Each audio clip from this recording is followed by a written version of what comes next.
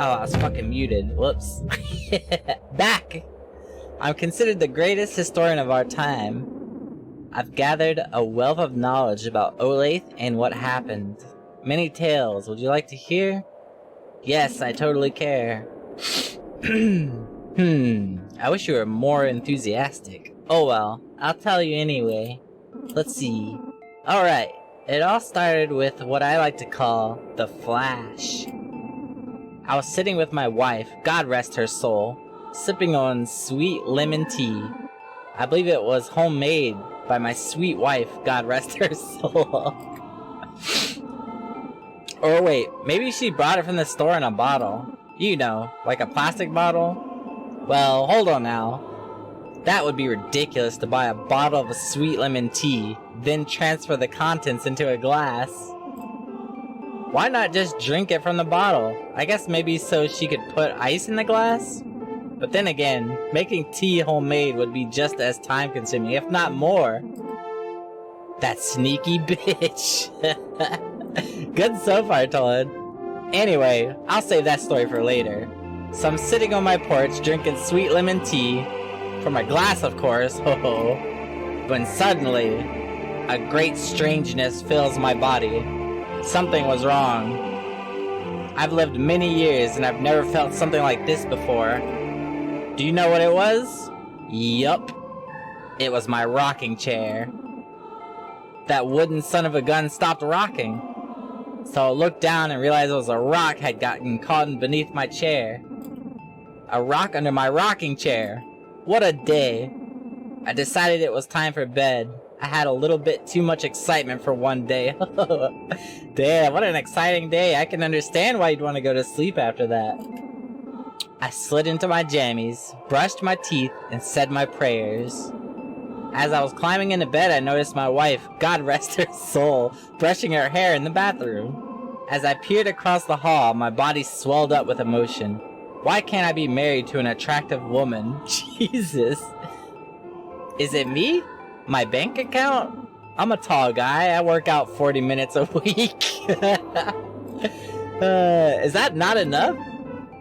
Now, my neighbor at the time, Tom Forknight, was very short. His wife, Karen Forknight Plateburger, yeah, one of those women. What does that mean? Well, she was more attractive than my wife. I'd say she was a soft 6, whereas my wife was a hard 4. What's the deal, I thought? Women like tall men? Why was Karen with him? Anyway, my horse of a wife, God rest her soul, crawled into bed next to me. She's decided to leave the bedside light on so she could read her book. It was one of her romance novels again. Give me a break. As if I didn't already feel inadequate enough.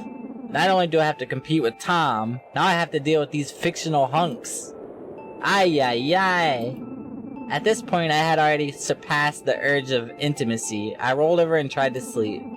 Her bedside light was only a minor annoyance. I was able to drift off. Then I woke up to a big flash of light. That's about it. Geez, you're kinda smothering me. I'll talk to you later. That was a good story. I can tell by the way you're walking away, or by the way you're walking away, that you don't want to leave.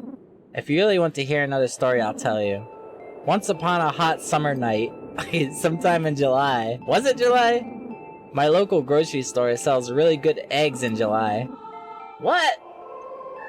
I don't know why. Do chickens operate better in heat? Fireworks, maybe? I don't know.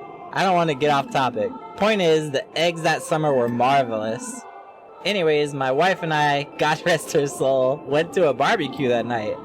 It was held at Dale Spooner's house. Well, his backyard. Connie Spooner doesn't want people in her home. I think she's just an uptight bitch. So at this barbecue, I see none other than, that's right, Tom Forknight. No problem, no problem. Now, earlier in the day, my wife, God rest her soul, had made potato salad for the barbecue. Personally, I hate potato salad. I'm a mashed kind of fellow, ho ho. So I sat in the TV room avoiding her till the barbecue. Once we were at the party, I made sure to distance myself from the dumb potato bitch wife. Jesus Christ. God rest her soul. I just didn't want anyone to think I would associate with anyone that would bring a potato salad. Anyway, Tom and his above mediocre wife were already there.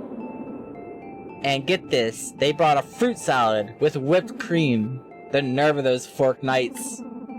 Needless to say, I gave my wife, God rest her soul, a couple of choice words about whipped cream versus potato salad. Son of a bitch. A real tongue lashing. Alright, that was a good one.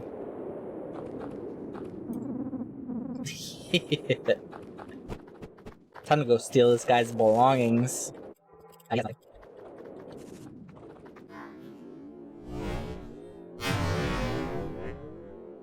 Oh my god, I didn't mean to do that. What? Well, hello again. What the fuck? Funny seeing you here. What? Are you following me or something? Ho ho. Anyway. I often wonder what all happened here. What was that big flash? Why are we here? Even our night and day cycle is odd. Sometimes day lasts ages and nights come rarely. And these clouds, so strange. What happened to our Earth? Oh well, enough of that boring stuff. I once had a real kooky day at the doctor's office. I was in the waiting room reading a teen magazine. Normally I don't indulge in adolescent publications, but I couldn't resist. I had recently heard the new artist on the radio, Ulysses Utensils.